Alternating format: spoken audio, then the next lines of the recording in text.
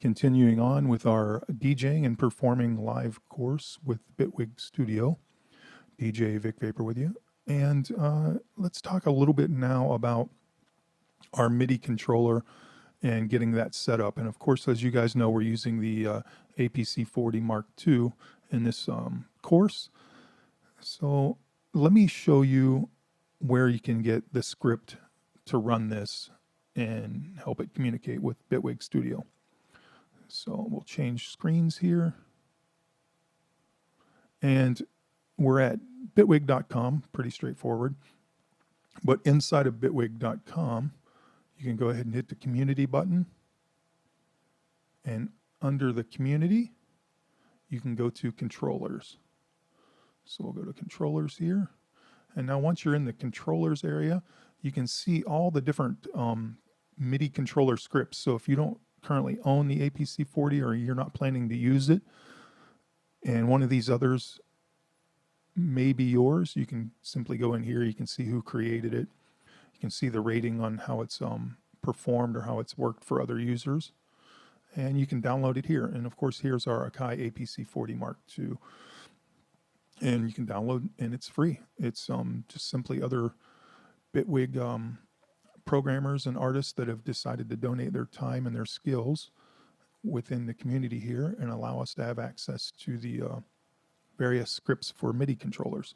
So I'm going to go ahead and change screens again, back to Bitwig Studio. So once we're the script's been downloaded and made available and put in all the right locations, what you can do now is inside of Bitwig Studio, before you get started, before Bitwig knows that you have that script available for the controller, you can go to your dashboard under settings and controllers. And you can see, you can just tell Bitwig a couple things here. You can say, well, go ahead and detect, as long as the controller is, the USB is plugged into the computer, you can ask Bitwig to detect it. And it should, if you've got the script installed, it should detect it. So here you can see I've got an Ableton Push 2 script, and I've got down below here my Akai APC40 Mark II script, and all of its, and there's some small adjustments you can make here if you want. If you want to get into some of the behavior of it, you can work with it right here.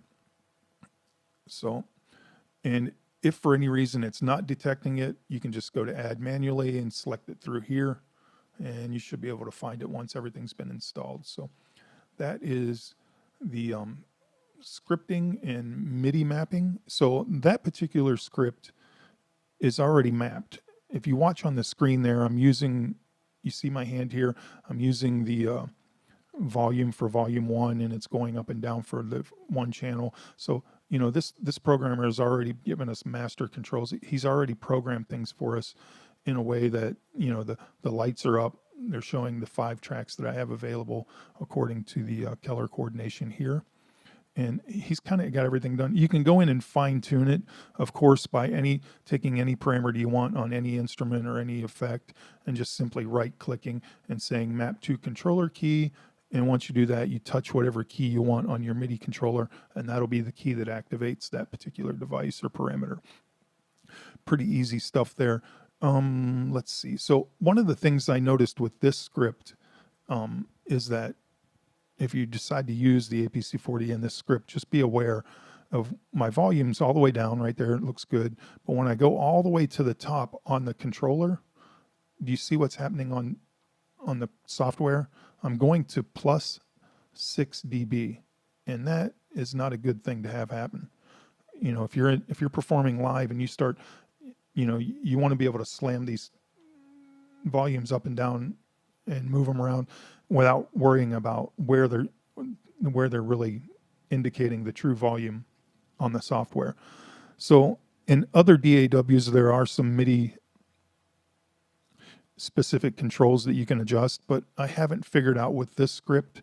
And if anybody knows, feel free to drop it in the comments below. But I haven't figured out in this script any workaround for it within the MIDI aspect as far as the MIDI setup. But what I did do, and what I have done in the past, is, okay, so I'm moving the volume all the way up and it's going plus 6. Well, one of the things we can do here for this particular track and clip is just go over to the gain, and we've got this perfect -6 feature right here. So now I'm minus 6 dB on the whole thing, which means once I'm at maximum now, I'm really at full volume. I'm at 0 and coming down. So now the fader is going to act more appropriate to the true volume of this clip. So I'm going to go ahead and go through here and make sure that I've done that for everybody. We'll just turn everybody down.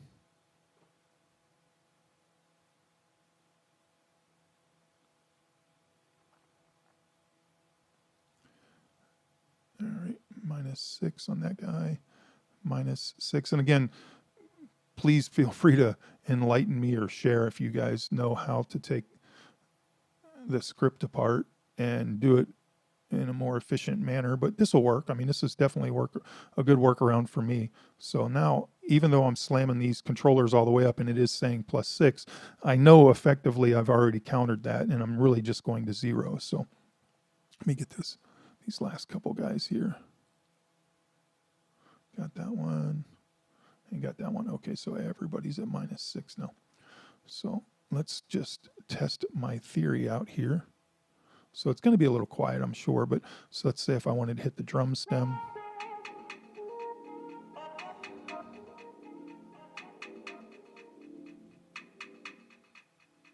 And the drums don't come in right away, of course, on this track. So, oh, you know what's going on? I apologize. You know what? We brought those over in the arrange.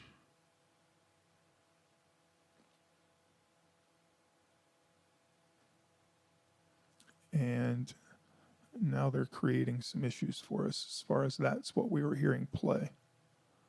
Let me get rid of these guys.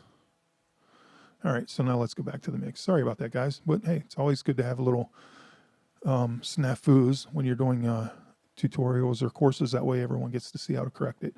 All right, so now we've got our drums right here. So we'll turn this down, of course, hit the button, activated, it's playing.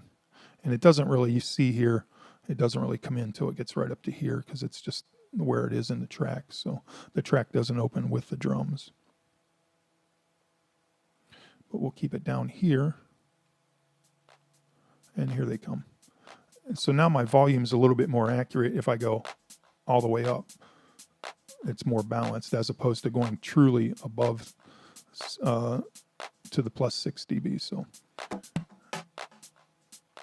all right, so that is